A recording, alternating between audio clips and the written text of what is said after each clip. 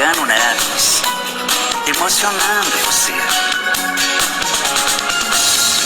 Bem na mesa do café, o meu telefone toca. Olha ela me ligando pra dizer que está com saudade. Ela disse que passou a noite inteira acordada e disse que rolou na cama, louca de saudade.